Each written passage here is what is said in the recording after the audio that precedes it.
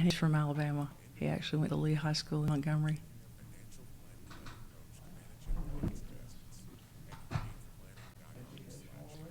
Okay, so I'm going to go ahead and go live. There's about a 15-second delay, and then I'm going to check on my phone to make sure the audio is coming through.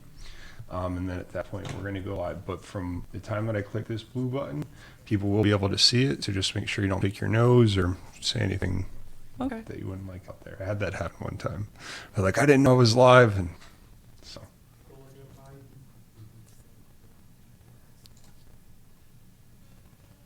Okay.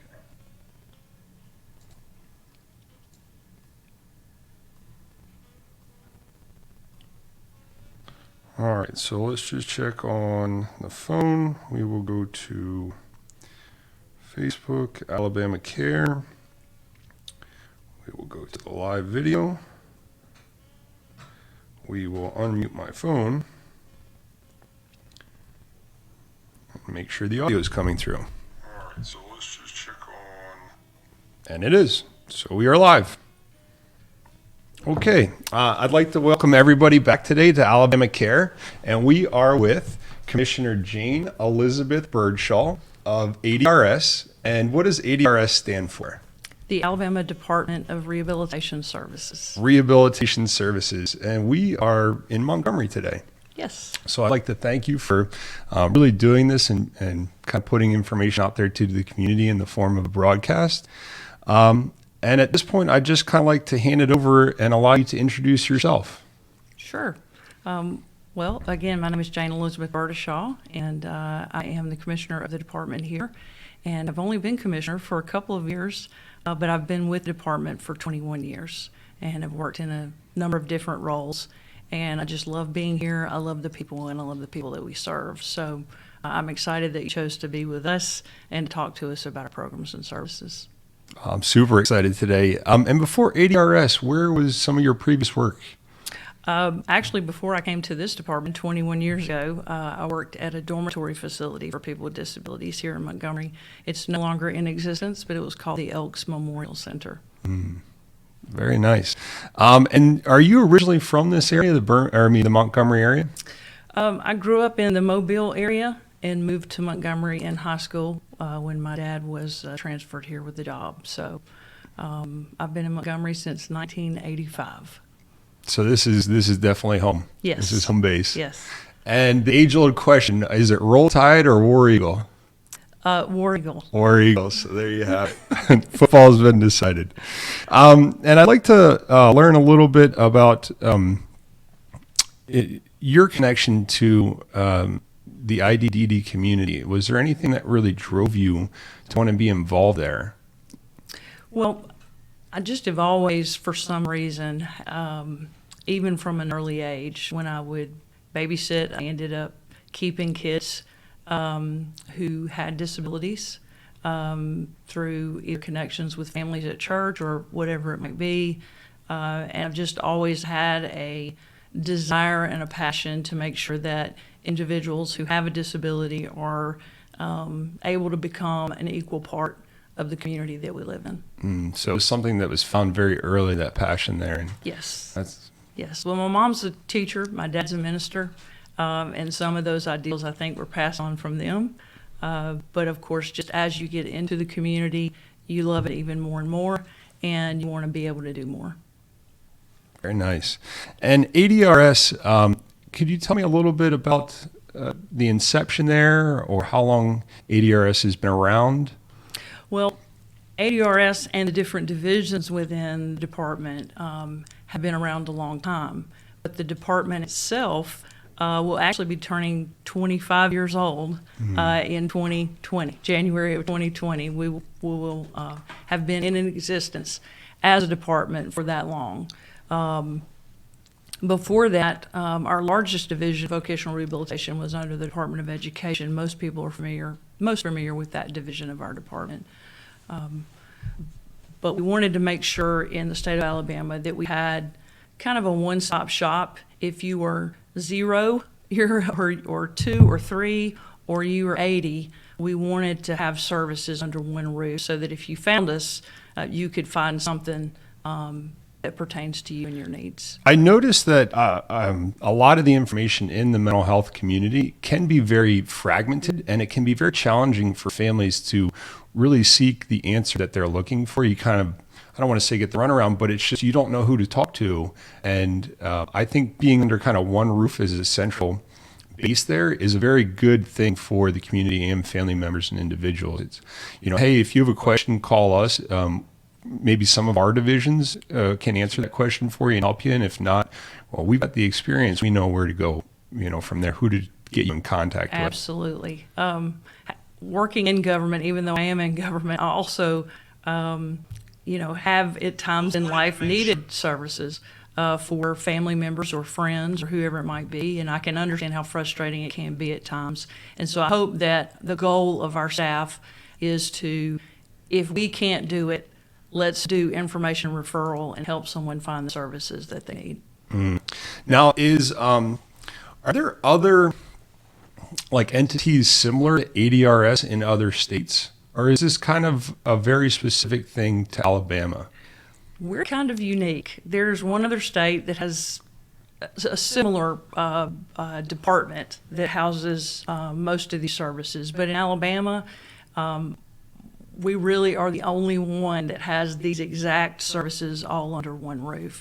Now, every state has a division of vocational rehabilitation, whether that be a separate department on its own, or sometimes it's under Department of Labor, other times it's under Department of Education. And in Alabama, though, we have a couple of programs, like our homebound program under independent living. That is unique just to Alabama.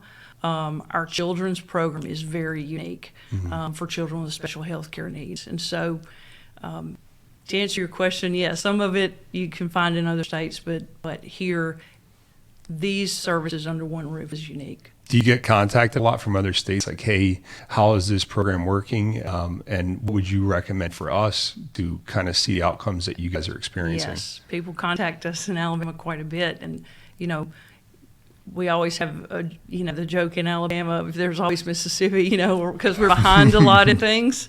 But in Alabama, I hope that people recognize, and I think that they do, that we typically set a lot of trends within the disability community and services, and I want to keep doing that in the years to come. Mm-hmm. I feel like I've been in the community, in the industry for a little over 2 years now in the disability community, and I feel like it's still a very underserved community, that there's still a lot of resources that could be going toward the community on top of what's already being given or what's already there. I would agree with you. So I think there's a lot of really cool things that we're going to see start to kind of take off in the community, and that are going to have a big positive change in the years to come. The key to making that happen, obviously, is involving consumers that we serve and their families, involving advisory groups, involving the legislature, working with our sister state agencies like the Department of Mental Health, the DD Council, or whoever it might be, so that we can pool our resources, the limited resources that we have, and make our services the best that they can be. You mentioned policymakers there, and that was also on the website. And I had a question: what do policymakers usually ask when they call? What is their number one question? Typically, if a lawmaker calls me directly, they have been contacted by one of their constituents who need a program or service, and they happen to know that they might be able to connect with those here. And so at times, they're frustrating calls because you realize something should have happened and didn't. And sometimes they're great calls because you realize we did absolutely everything we could. And so my goal with the State House is to make sure, one, that they just know who we are. Like this year, we have a lot of new lawmakers at the State House. They don't know us probably because we're not one of the top 3 or so that stay in the news. And so I've got to make sure to educate them. I've got to get families to help me educate them about who we are and what we do and why continued funding for the department is so important. Now, there are a lot of different, you said you call them and family members will go to them and all. What's the core message? I feel like people only retain about a third of what you hear. Right. So what's the core message from ADRS to policymakers there? Well, most of the time our mission statement says a lot about who we are and what we do. And you want to try and make your message short because you only get a few minutes with the lawmaker. And so I try and right out of the gate say what our mission statement is, which is to enable Alabama's adults and children to reach their maximum potential. And for one individual, maximum potential may look very different than for another individual. And while a lot of programs and services are built around groups of people, I want to try and make sure that most of our services are individualized, because that person may need something very different than the next person that walks through your door. That's a tough thing to do, I imagine, from an organizational standpoint, because it does require a lot of one-on-one interaction and getting to know that individual and what they would like to do. But there are resources that need to be put behind that to be successful, and I think the policymakers have a big impact in doing that. Absolutely. So. And I don't envy the legislature. They have hard jobs because there are many services that need additional dollars and funding if they're going to continue doing what they do or either expand. But I think that we can sell these programs and services because it's all about helping someone become an equal part of in the community. And if you can strengthen each individual, then you strengthen the community as a whole. Mm-hmm. As I've read somewhere that for every dollar that Alabama spends in mental health, the federal government will reimburse up to like $2.55. And I don't know what other reimbursements look like for the state of Alabama, like farming reimbursement. I don't know what that looks like, but I imagine if you were a policymaker and you wanted to create long-term sustained economic growth in your area, in your state, that would be one of the things that you could be confident in putting money behind, because that money stays here in the state for organizations, services, caregivers, what have you there. So I think that would be, a big thing for them as well. It's like, hey, this is a good investment for you guys. Right. Well, and girls, guys and girls. For funding as a whole, if you can talk about return on investment. First of all, what is the return on investment for the people that we serve? How much does it cost us to provide the service? And then what is that return to the community once it's been provided? Mm-hmm. And then if you just talk simple dollars, if the state invests $1, how many federal dollars can we draw down to provide those same program services? For instance, in our vocational rehabilitation program, which is our largest division, for every dollar that I receive from the state, I can draw down almost $5 for every $1 from the federal government to provide those services. So total, our department is about 80% federal funds. Mm-hmm. That's a pretty large chunk of everything that we do. But I have to have that 20% from the state in order to have that 80% from the federal government. Mm-hmm. So yes, it's when you're talking to people, understanding that return on investment, and then how that return on investment pays off. I'll give you an example in our early intervention program, which serves infants and toddlers birth 3. For every dollar that we spend in that child's life while their brain is developing, 85% of a child's brain is developed between birth and 3. Mm. If we can provide $1 worth of service to that child, it saves $17 down the road in services that child will need, because you assist them in being ready for school by their 3rd birthday. Yeah. I read a story in your newsletter about a young lady, a young baby, that she had a developmental disability and had trouble getting around the house, and ADRS was able to provide her with a motorized wheelchair by the time she was 1 year old. And the article went through of how important that is during those developmental age, that developmental age there, to understand that, hey, if I want to go check out something across the room, I can do that. I can explore my environment and interact with things. And that investment very early on, I think you hit it on the head, has a great long-term return on your investment there. Well, if you have kids around, you know that they learn by getting into things and experiencing things, sometimes good and sometimes bad. Yeah. And so the more that we can help a family, and we go into the home in early intervention or into the school or daycare, into what we call a natural environment, so that we know what toys are there, we know what books are there, and we can help the family know how to use those tools that they have at the house to be able to work with that child and help them develop. And a lot of that, I believe, the success of those types of stories of what you guys do is family training, is training the family how to take over so that the services and supports don't need to be personnel from ADRS 100% of the time. Right. You know, and to still allow that family dynamic there without having to have additional people Right. there. Well, even our vocational program, when we talk about particularly supported employment, where we're working with individuals with more significant disabilities and trying to help them enter the community of work. And before we can close a case, we need to make sure that they'll be able to keep doing what we've set up. And the only way we can do that is to set up what we call long-term supports. And long-term supports are the community. They are the family. They're things that that person has around them that can help sustain them and continue in that work.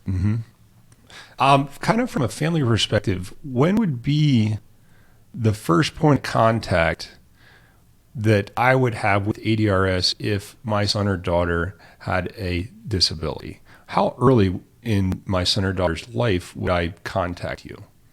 Well, it depends on the disability. Obviously, if a child is born with a disability, a particular diagnosis that would lead to a developmental delay, your pediatrician may refer you to our 1-800-CHILD-FIND number as soon as you leave the hospital for early intervention services. All the way from a month out to a couple weeks, a month Right. out, a couple months. Let's say your child goes to their first doctor's appointment and they're not doing well on the newborn hearing screening. You might get a referral to our children's program for a second-tier screening. So this is very early on. Yes. Or you might be a high schooler, and you have a high schooler who's in a car accident, and they sustain an injury, whether they be a head injury or spinal cord injury. And through that process, you would probably be referred over to our programs and services. If that child is under 21, you'd probably be referred to children's rehab. If that child is back at home and we think they'll be able to continue school and work, they might be referred to our vocational program. If they're more significantly disabled and they are nursing home eligible, but you want to keep them in the home, they may be referred to our independent living program. So it really depends on when is the onset of the disability and who were you interacting with in the medical community or with other families, and you find out about our services. So really, you guys service all the way from birth through long-term care, and that's quite a big range. Is that broken up? You kind of mentioned it. There's the early intervention, there's the rehab services, and the vocational rehab and independent living. If you could just kind of give an age group of Sure. those four programs that are. Sure. Early intervention is birth to the third birthday, so birth through 2, and then that is for anyone who has a child with a developmental delay of 25% in one of the 5 main domains. If a child, though, has a diagnosis, let's say a child is born and the doctor tells you the child has Down syndrome, and the child may not be showing delays currently, but we know that they could possibly have those delays, they also would qualify for services. And families can contact our 1-800-CHILD-FIND number to be referred to early intervention. On their third birthday, their plan, which we call an individualized family service plan, is transferred over to the Department of Education, typically what turns into what you call an IEP, Individualized Education Plan, or a 504 plan. And then our children's rehabilitation service, that is also from birth to the age of 21. That serves children with special health care needs within medical clinics across the state of Alabama. We have clinics in not every county, but we serve every county. And so in addition to the medical program, we do have a program for hemophilia, which was also done and written to our department by the legislature. I'm familiar with, how do you say that word? Hemophilia. Hemophilia? It's a bleeding disorder. And so you hear about people who, can't play contact sports because if they're injured, they won't be able to have the clotting factor to stop the bleed. Gotcha. And so our hemophilia program is housed within our children's program, but it's birth until forever. Until forever, Yeah. yes. And so you can receive those services at any age. Then our vocational rehabilitation program starts in either the 9th grade or at your 16th birthday. You can be referred for transition services as you begin to transition from school and determine what educational and vocational goals you have that will lead to meaningful work. And we have many different smaller programs within vocational rehabilitation, and I'm sure we'll talk about some of that in a minute, but that's overall the goal of the vocational program. And we have one program for the general services side, and then one program for blind and deaf within Voc Rehab. So the blind and deaf services, because they are specialized and have specialized needs, then we house them separately with a different personnel who have skills in, let's say, American Sign Language or Braille. Yeah. And then the State of Alabama Independent Living Program, that program, there's actually 3 sub-programs underneath the Independent Living Program. Just the independent living specialist, you can be any age. So if you have a need to live independently within your home and you have a short-term goal of any kind that you need, I'll give you an example. You might need a ramp to access your home. You might need technology within your home to live independently. And so that's the goal of that program. You can be any age. And then we have a Medicaid waiver. You have to be have a disability that starts after 18 and before 60, and it can be any disability that makes you nursing home eligible in Alabama. We provide services in the home to make sure that you can stay within your community and with your family. Those services would include things like attendant care, A nurse, or durable medical equipment. And so, and then we have the homebound program that was written into law after George Wallace, who was our governor, was shot and injured. He sustained a spinal cord injury, and he realized there weren't enough services. And so after that happened, we developed services in the state for people who had head injuries and spinal cord injuries. And if you're 16 years or older and you sustain a head injury or spinal cord injury, you could qualify for that program. And it provides very similar services to our Medicaid waiver. So that's probably more than you needed to know, but... No, I think that was a great overview of all 4 of those there. You said that the Governor Wallace, those things weren't enacted until after it kind of hit home for him. So it's, Well, like with a lot of laws, until it impacts people, they don't really need the service, and so they don't know about the service or what the needs are. And so that's why it's so important for families to work with us so that they can help us, just tell us and allow us to listen, tell us what the needs are.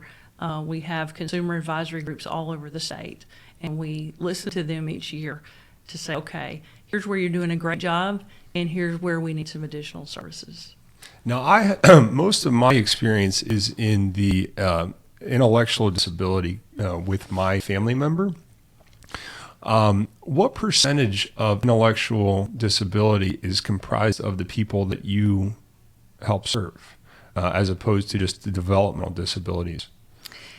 I would have to run the numbers. I don't know an exact count. I know in our vocational rehabilitation program, our work program, the largest percent of people that we serve have some sort of cognitive issue that's impairing them from being able to either live independently or go to work.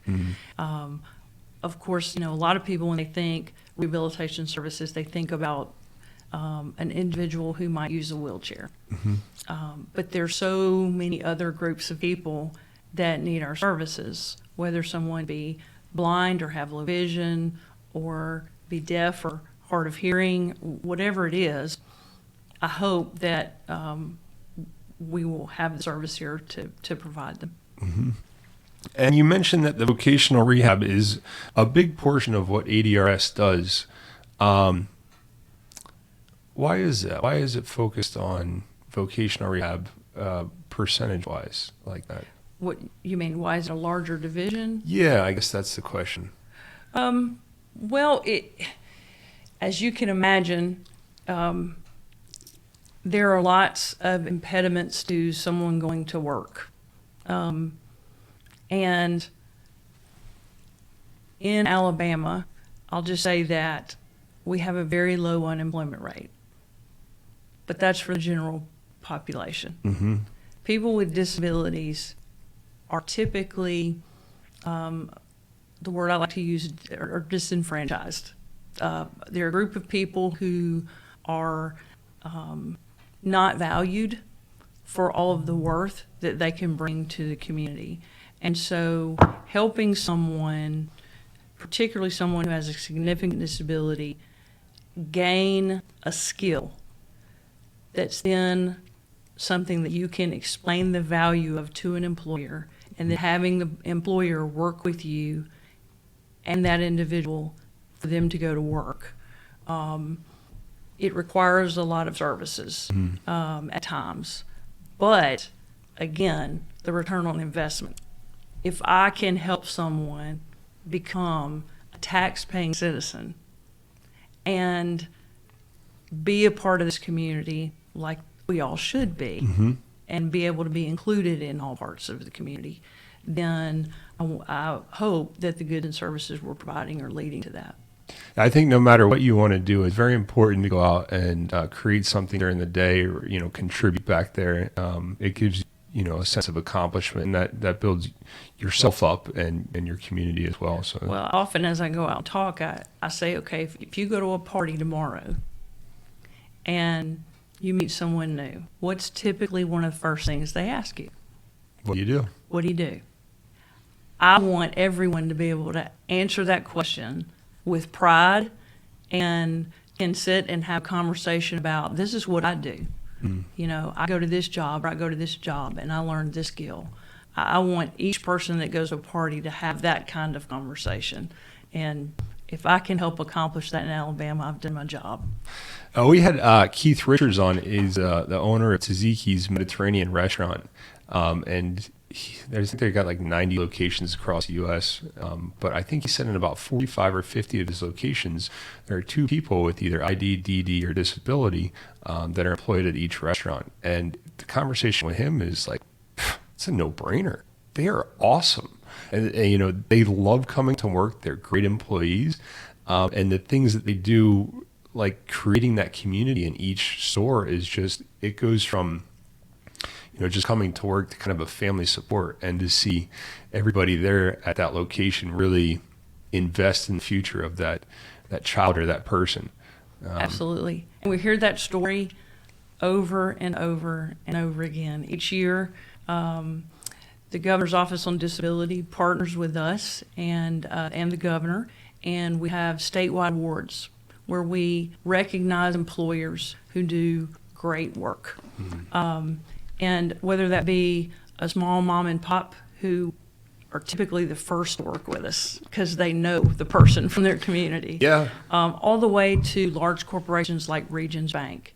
Regions within Alabama has done a tremendous job. They sit on many of our committees, and they've done a tremendous job in making their banking experience for the community accessible for everyone who comes to see them. And not only that, but also hiring individuals with disabilities. I can think of a restaurant chain here in this local area. It's called Chappie's Deli, very much like Tzatziki's.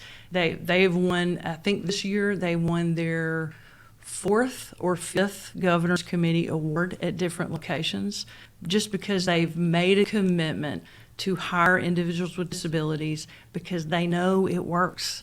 And they know that those individuals, when people come into Chappie's and they see an individual with a disability who is working and who is happy and who is bringing value to that company, not only does the company love it and the family members and the person love it, but the community loves it, because they're seeing something that maybe they haven't seen before, and they're learning to value those individuals and all of their worth and dignity that they bring.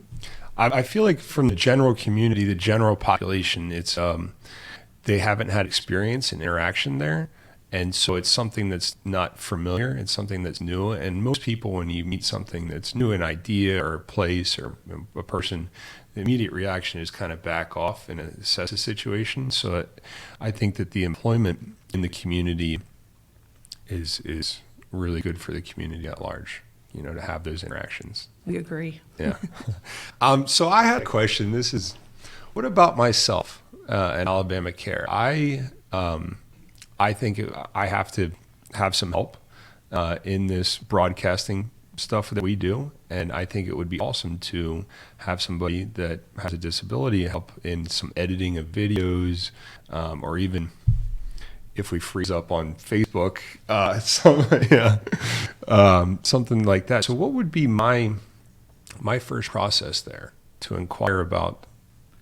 Well, depending on where your business is, if you're calling as an employer, the first place I would tell you to start would be with our business relations consultant within your local area, and their program's called ReadyNet.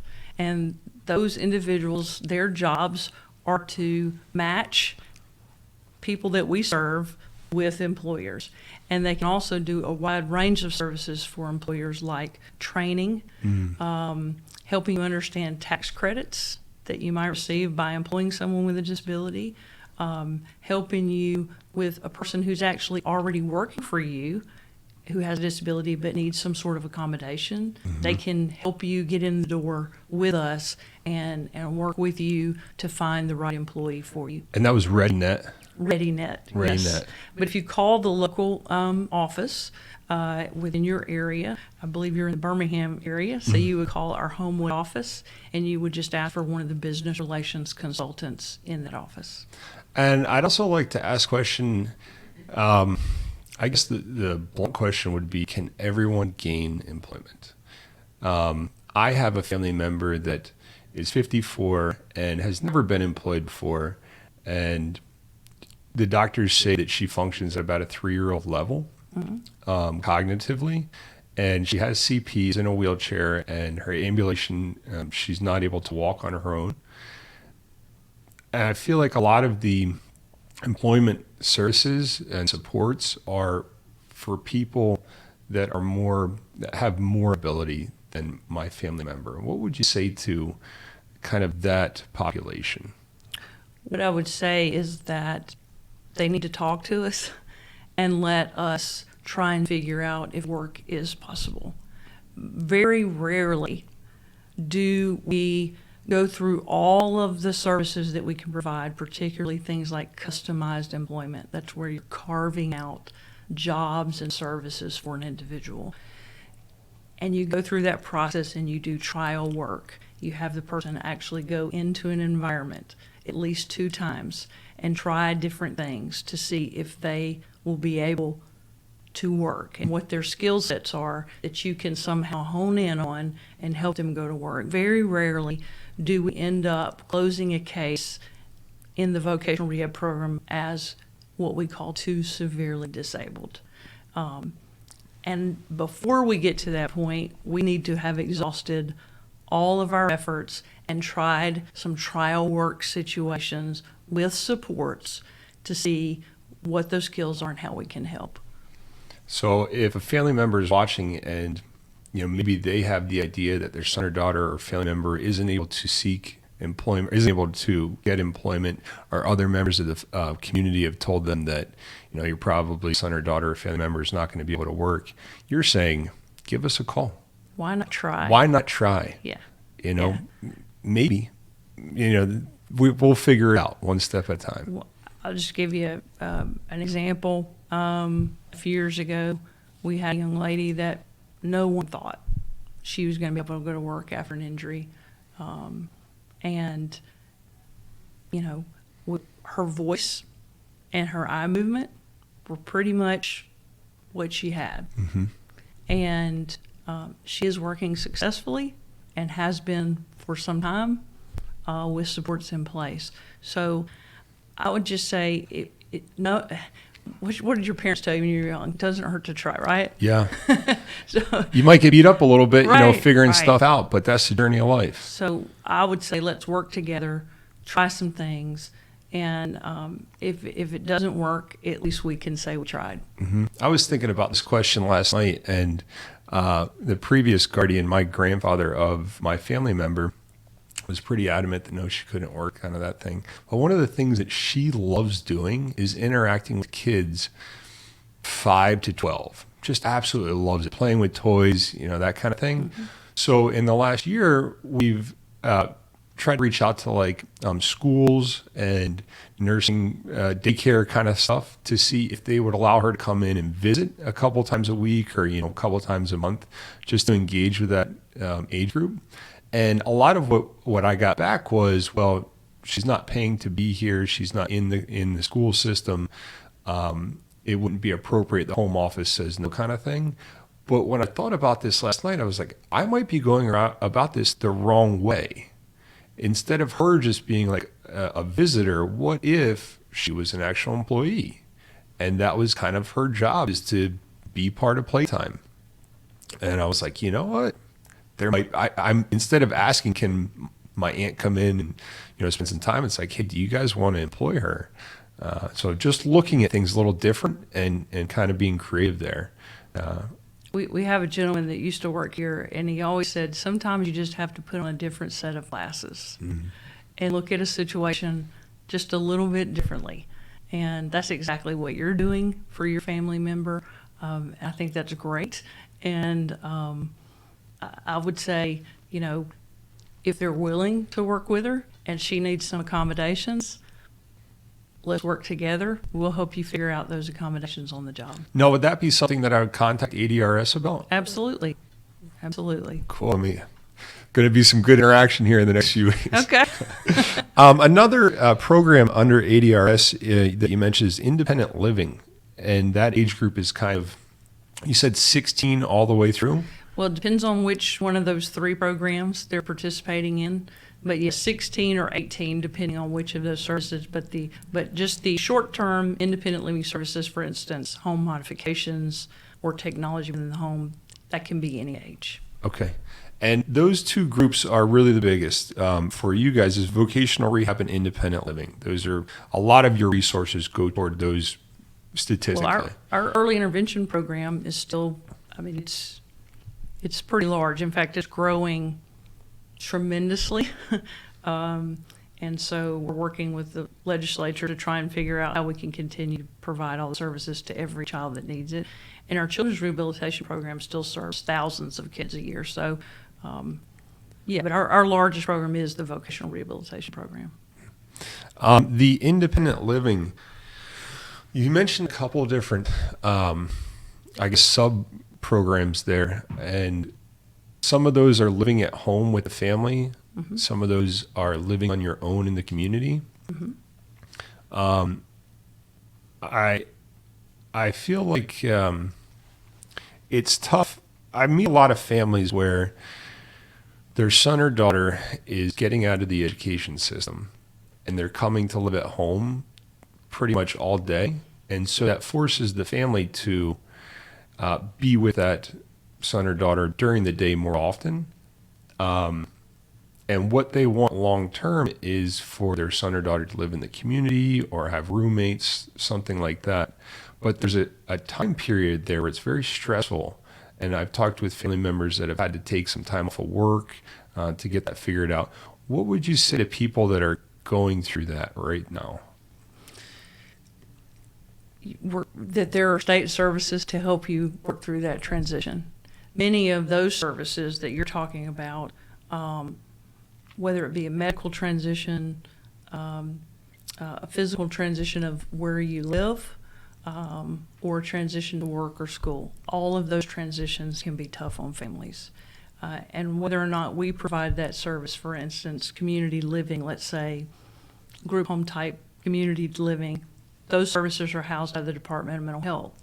And even though we won't be able to provide that out of this department. We can provide information referral and partner with the Department of Mental Health to help those families find those services.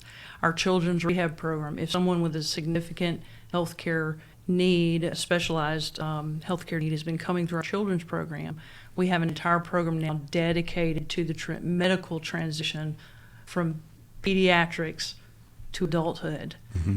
In our vocational program, as someone's leaving high school and headed to school or work, we have now dedicated 15% or more. We can't spend less than 15% of our entire allotment is to go to younger students to help as they transition out of high school. And many of these kids with significant disabilities you're talking about are going to stay within the system until they're 21. And so we want to make sure that we pick those kids up in the 9th grade or at 16 years of age so that we have several years to start figuring out with that family what's going to happen when this child ages out of the education system. And if we do the right kind of planning with the family and that individual, I hope that the stress will be reduced greatly. Yeah, that brings up a very good point. The families that I've spoken with, some have made very successful transitions through each one of those stages, and others have, found themselves like, I don't know what to do right now. I feel supremely overwhelmed. But I get the feeling that those that feel overwhelmed didn't take the initiative to reach out initially, kind of waited to the last minute. As with most things, if you wait to study for an exam the night before, right, you're probably not going to perform well in that exam. So, if you're a family member or a parent or a guardian, reach out today. If you have questions, start planning right now. Yes. It's no time is too soon. No time is too soon. Excuse me. And I spoke with a father up in Madison County. Jesus, it's got to be about a month and a half ago. And his son had just had a disagreement in the community home that he was living. And so he was no longer able to go back to the community home. And the only thing that was available was for him to come back into the house with the family. But that family was unable to take care of him for their own medical reasons. I hear stuff like this all the time. So what happens there? Well, again, we would have to work with the family, figure out the individual, what their specific needs were, and possibly do some information and referral.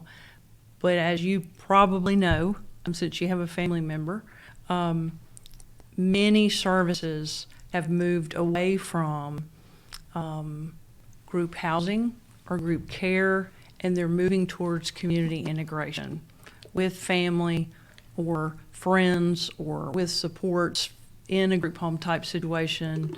And so that transition has happened probably within the last 20 years, slowly. And all of those, the ultimate goal is full inclusion of people with disabilities in the community, which I think everyone, or most everyone, wants. The problem is the shift in service delivery has had, an unexpected backlash because the services haven't always caught up. When the policy changes, the services and the shift in service delivery hasn't always shifted as fast as the policy shift. And so making sure that we as state agencies adjust our goods and services to what the policies are now and what families' needs are, because you can't just, I'll give you an example, the mental health inpatient care. A lot of that's moved to outpatient care. The problem is when those individuals come out of an inpatient care situation, they don't have support set up around them, and there's not a plan set up around them. That is a drain not only on that person and their family, but the community as a whole. And so we got to figure out how to shift that service delivery to the new model. And so that's some of what you're talking about. I don't have all the answers to it. There are many people like Commissioner Bashir at the Department of Mental Health, Myra Jones at the DD Council, myself, and other state agency heads who are meeting constantly to try and figure out how we can partner and deliver the services that are needed. And part of that is what you mentioned earlier is feedback from the community. These stories, you want to hear people have questions, please call in, because that, help define the services and how they're being, administered Right. there.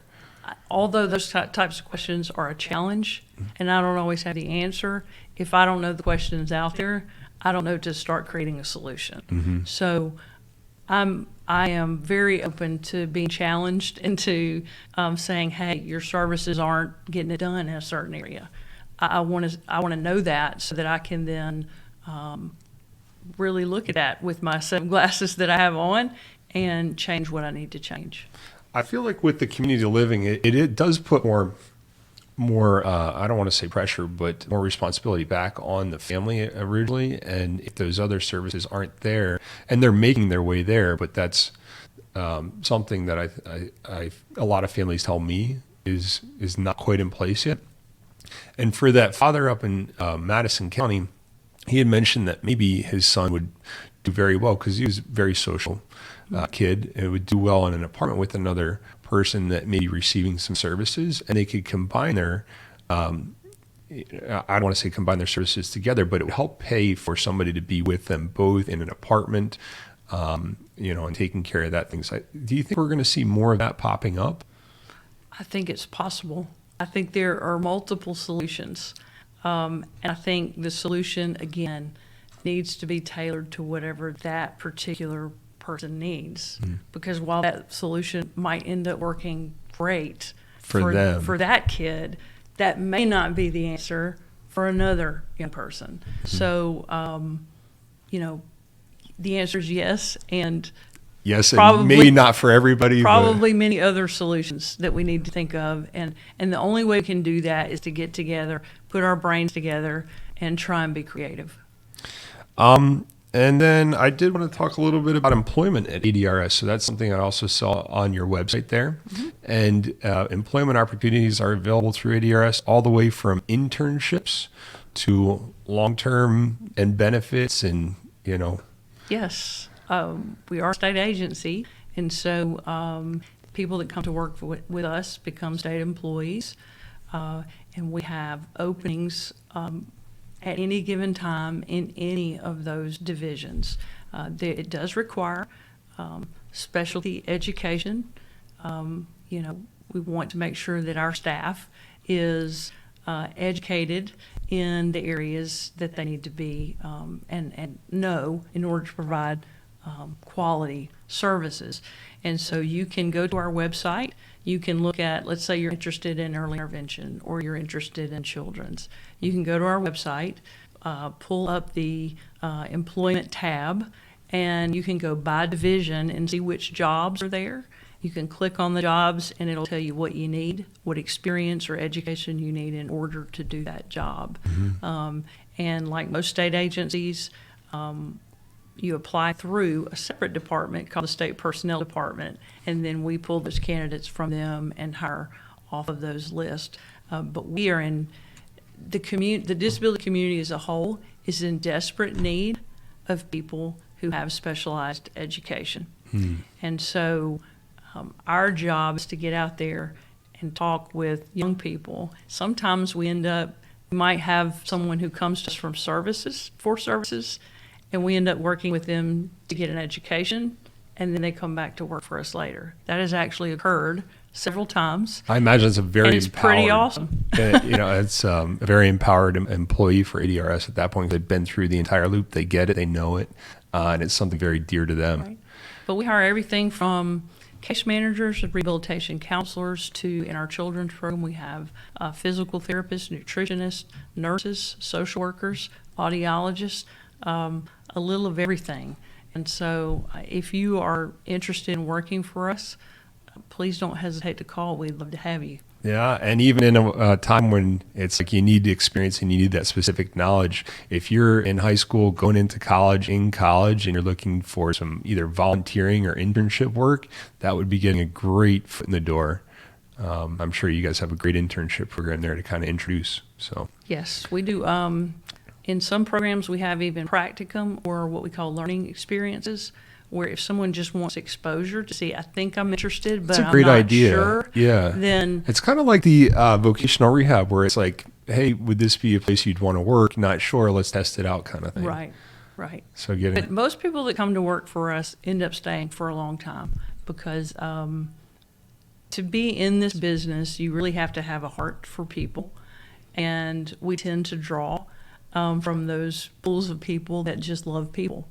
And while the education's important, the heart and where your heart is the most important. And so it turns out to be a great place to work because you're surrounded with really good people.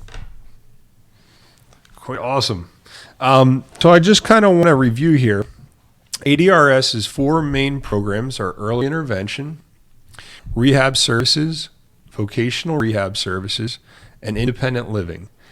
Well, the rehab services that you're mentioning, it's actually called Children's Rehabilitation Service. Children's Rehabilitation Services is from birth all the way to 21. Correct. And through these 4 programs, ADRS is able to help serve from a couple weeks old all the way to 80, 90, however long, Yes. that lifespan is.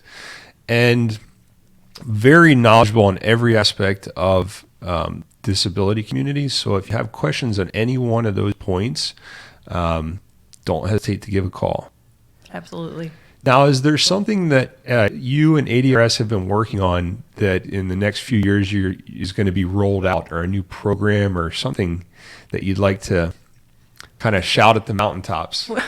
There's so many things we've been developing over the past few years, particularly in the area of what we call pre-employment transition services for young people in high school. Those students who are in 9th grade, we're getting to them younger, and we're providing these core services in the school while they're still in school, so that when they graduate, we already have a really good plan in place. So I'm excited about all of those services that we've set up. I'm excited about all of the camps that we've started in the summertime. Tell me about the camps. This is the first I've heard about camps. We have camps for, it depends on the need of the child, but for instance, we have a youth leadership forum that happens at Troy University every year, of great partnership with them and the Alabama Institute for Deaf and Blind. We have a new program called College Quest for students who are blind or have low vision. That happens actually at Auburn University. And that program helps young people who are planning to go to college learn about accommodations and needs that they may have once they get on campus. Then we have 5 now, what we call deaf camps. Those are for kids who are deaf or hard of hearing. Those happen across the state at different universities and locations, and those also are to prepare kids to enter some sort of educational program after they exit high school. All those are doing extremely well, and one of the really cool things about those camps is in some of those camps we're doing ACT prep for college entrance, and when they start the camp and when they end the camp, their ACT scores are going up an average of about 4 points. So that helps tremendously as they try and enter college. That's huge. Yeah. Now, I never took the ACT. I was the SAT up north. Right. But it's like 36 points is the high score there. Is that Right. 30? So 4 points. That's a huge shift there. Right. It can make a difference in whether or not you're accepted into a program of your choice. Yeah. And so, it's big. We're excited about that. Being able to measure that yeah. within the length of the camp is It's phenomenal. It's great. And then an area that is just of great need and that we've been expanding dramatically just because of the demand is our early intervention programs and services. There are more and more families and babies that need us every year who have some sort of developmental delay or are developing a developmental delay. And you hear the governor talk a lot about strong start, strong finish. And early intervention is the start of all of that. And if we can help those children be more ready, then we want to be able to provide that service. We have just entered into some new partnerships to serve those infants and toddlers, for instance, who are deaf or hard of hearing or who have autism. We have expanded those services dramatically from what we've had in the past in early intervention. But because of the growing number of children and the need for specialized services and the need for additional vendors and programs to provide those services, we have funding needs in that program. And so one thing I would love to shout from the mountaintop is that early intervention works and that we need funding in order to continue to provide that service.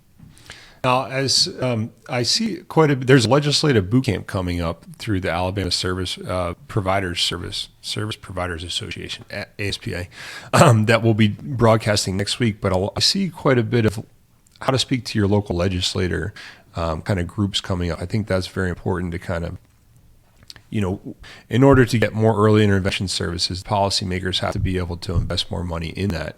Right. And the only way that they're going to be knowledgeable of that is if people inform them of it. So I think it's the grassroots movement there. If anybody watching is going to a legislative boot camp or is interested in learning more about that, once again, contact ADRS and right. Speak to your local policy. I've never spoken. Families are the best voice, and no one can tell your story like you can. Mm-hmm. And so, if you know your representative or senator, or even if you don't know them, get to know them.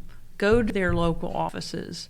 You can come see them at the State House when they're in session, but they're really busy then. Go see them when they're at home. Let them know that you live in their community and what your family's obstacles have been and what you would like to see to help with those obstacles. Mm-hmm. Let them know which departments you've worked with, what worked and what didn't. Mm-hmm. Because, again, you are the best person to tell your story. Mm-hmm. I haven't spoken with a local legislator or anything yet on behalf of my family member or, the things that I see. And so that's something that I want to do in the next. Is there a good time of year to do that? Or any time is a good time, or is there? Any time is a good time just to get to know them. Obviously, right now, they start back in a legislative session this year, the first week of March. So now is absolutely now's the time. A really good time. Yeah, they don't have a ton of paperwork on their desk. The holidays are over. They're getting ready for the session to begin. This is when budgets are being developed. This is when the governor is developing her budget. Mm-hmm.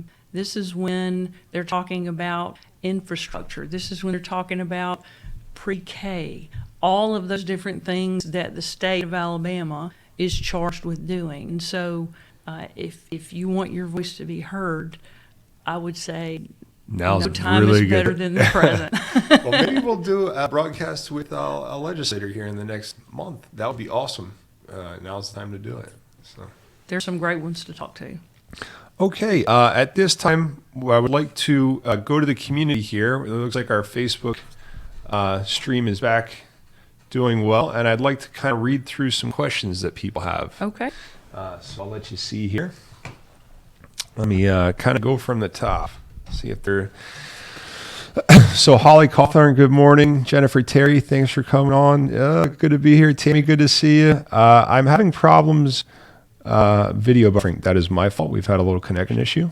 And once again, it will be put on YouTube later. Okay, let's scroll down to we see a question specifically for Commissioner BurdShaw. Mr. Alfred, I have 2 jobs. I love my jobs. Awesome, man. Thank you for... Judy Barclay says, thank you for the very positive comments about people with disabilities working in real jobs in their communities. Hey, Judy and Ryan, by the way. I know both of them. Here we have one from Janie Gable Curtis. Can we get more information on ReadyNet? Absolutely. I'm trying to think what I haven't covered. But if you are an employer and you would like any type of service, just call. We'll connect you with the business relations staff. There are business relations consultants across the state in each of our offices. We have at least one in each office. The person who leads that program, her name is Leslie Dawson. She is actually housed in the Birmingham office, and so you could reach her there, and she can let you know all of the goods and services that they provide. But primarily, their job is to support employers, help them understand what we do, who we serve, and how they can employ people with disabilities. The other big hat that they wear is helping companies retain employees. So let's say that Alabama is made up of a lot of car manufacturers now. So let's say you have someone working in a Hyundai plant or Toyota or Mercedes, and they're injured. Well, the employer doesn't always know all the accommodations that can help a person return to work or return to a different job within the same plant. And so if you have any of those needs, or you know someone that needs to retain their job, we can also do that and work with those companies and those families. But they can even come in and do, the ReadyNet staff can come in and provide, let's say, ADA training for a company. They can come in and do sensory training to help an employer understand more about what it might mean if you had a hearing loss or vision loss. All of those things we can provide. We can also provide resources. We can help connect employers to employers, just like with our services, we connect families and families, or peer-to-peer. In the employment world, we want to connect employer to employer, because they listen to another employer and how it worked and what didn't. And then from the family perspective or the individual perspective there, if they were to reach out to ReadyNet, would first kind of be like a meeting of just seeing what your strengths, your weaknesses are, and what you're looking for. And then kind of, I don't want to say diagnosis, but kind of, okay, this is our goal moving forward. This is the type of employment opportunity you want, or if you want to go back to work, or these are the things you need. Now's the time that we go to the employer. Right. Well, unless someone's already working for an employer wants to keep them, So, and they want to stay there, then our business relations consultant could actually go to their job site, talk with the employer, and try and, as you say, diagnose the issue and figure out what the accommodations might be. If it's more in depth, and let's say someone's newly injured, or has sustained a head injury, or has a mental health concern, all those things, and they don't know, I don't know what I want to do. I don't know what I want to be when I grow up, I don't know how I go back to work because I have this skill set and now I need a new skill set. And they just don't have all the answers. We have another program called Lakeshore. It's in the Birmingham area. It's our Lakeshore campus, and they actually provide what we call vocational evaluations. And someone comes in for several days of testing, and they try and hone in on what is this person able to do, and what are they interested in doing, and then try and merge the two and set up a vocational goal so that we can move towards that goal. So I think that is great for the family. So if a family is listening and they're going to call HealthNet or ADRS and then be referred through HealthNet, that would be one thing that, you can go to Lakeshore and you kind of diagnose what you're interested in, what your abilities are, and then we'll seek the employment that you really want to do there. Absolutely. Now, is that the Lakeshore campus where the Olympic, there's some Olympic stuff going on there? It's currently just up the hill, one parking lot away from our office where we do vocational evaluations. That's the Lakeshore Foundation. It's a great campus. So my family member goes to Lakeshore twice a week to go in the pool and use the equipment there. And we just got PT, so we're going to do some physical therapy there as well. Okay. Lakeshore is great. I love that campus all around. It is nice. But our office is located there with our vocational evaluators. And so if you wanted to set up an appointment around the time that you go to the Lakeshore Foundation, we could do that. Very cool. Okay, we'll go back to, feel free to ask a question. The ready, Henry says, thank you, Jane Elizabeth. Henry Barclay. Hey, Henry. Tammy Moore, Jane Gable Curtis, we will get that information to you. That was the HealthNet. Judy Barker, we are blessed to have our Commissioner of Rehabilitation Services believe that everyone, no matter how severe the disability, deserves the opportunity to try working in the community with necessary supports. Thank you. And yes, so glad to hear that. Cool, huh? Stephanie Miner, good to see you. Jennifer Terry says, yes, but the people who work at the local level have to buy into that. So that's kind of the employer, really taking on that as a character trait. They do. And at times, we try and hire the right people. But at times, as you know, we've got between 800 and 1,000 employees at any given time. And sometimes you hire people and they don't have that heart in the right place. Mm-hmm. We need to know about that too. Because as I've said to our supervisors, I would like to encourage them to seek other avenues of work, because we want to employ the best people here, mm-hmm. And we want to employ people who believe in that philosophy. Mm-hmm. Yeah, it's not always going to be peaches and cream. You kind of have to go through it and figure it out. Right. What services can VR... Maria Gutierrez, what services can VR pay to support independent living, learning for people with autism throughout of the state? I'm not sure if I understand that correctly. What services can vocational rehab paid to support independent living, learning from people with autism throughout the state? I'm not sure exactly what the question is. I know Maria too. Hello, Maria. Maria works closely with autism community in the, I believe, Auburn-Opelika area. And I would say that, Maria, it just depends on the individual and where they are on the spectrum and what their skill set is. But obviously, between vocational rehabilitation and our independent living program, probably there would be a tag team there if it's more significant disability. Mm-hmm. Then we would want to pull in both programs and supports for that individual. Now, there's not autism is not a waiver service right now. Is that correct? Through Department of Mental Health. There are 5 waivers currently within the state. We have one of the 5 waivers. The Department of Mental Health has one, and the Department of Senior Services actually has 3. Really? And depending on the disability and the need and eligibility criteria, you would be referred to one of those 5 waivers if you needed waiver services. Gotcha. And so many individuals who are more significant on the spectrum, my guess would be that they're typically qualifying under the E&D or elderly and disabled waiver with the Department of Senior Services.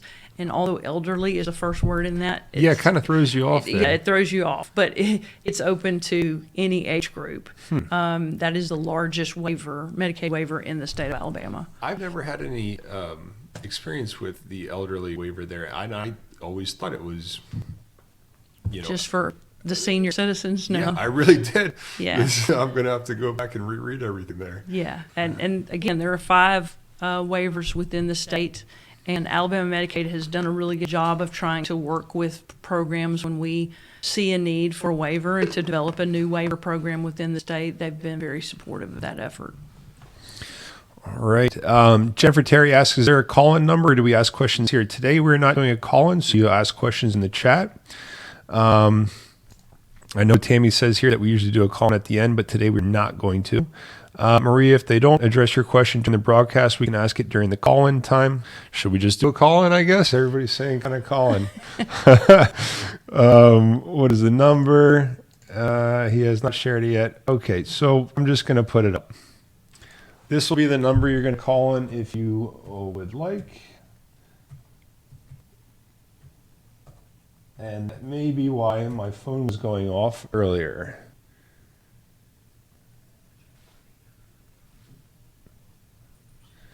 So I will put that up now. While you're working on that, I just wanted to bring up that you can reach out to us by our 1-800 number, which is 1-800-441-7607. You can reach out to us on our website, which is www.rehab.alabama.gov, or you can friend us on Facebook. That's a good one. So we're on Facebook right now. You can definitely go over, and it is rehab, or no, like us on Facebook at facebook.com/rehab.alabama.gov. Okay, so I put up the number for call-ins if you guys would like to call in anytime now. I'm going to turn the ringer on. If someone's on the line, it will give you a